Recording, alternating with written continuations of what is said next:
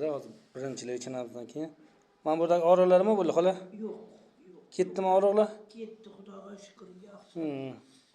Kerak emas ekanmi? Parafen, unaqa narsalar kerak emas ekanmi? Kerak emas ekan aytgani uchun parafen Ukaldori ham kerak emas ekanmi? aytyapman, demakda ketanolni ichib tugatdim. Oshqozonni og'riydigan bo'lib qoldi.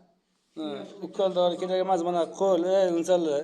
Shuni aytaman. Suyakda ter chiqish kerak buni, chiqib ketgan narsani. Ukaldori bilan qolmaydi. Pay cho'zildi, paylar tegan, har xil narsalarni yo'qotinglar uni. Bo'ldi. Terib chiqish kerak buni, suyak. Oyog'im soldim degan bilan solingan bilan terib chiqish bor uni. Uni terib chiqsalar o'shandagina bo'ladi. Oyoq solish muammo emas, uni terib chiqish. Men burdagina hozir ozgina qolgan. Mana shu og'riyaptimi? Mana shu yerda qoldi ozgina. Tovon cho'kkan ozgina. Tovonni ham ko'taramiz. Voh, onajon, uni qanday ko'tarish bo'ladi? Yo'q, unda nima bilan qo'l bilan sekingina tortiladi.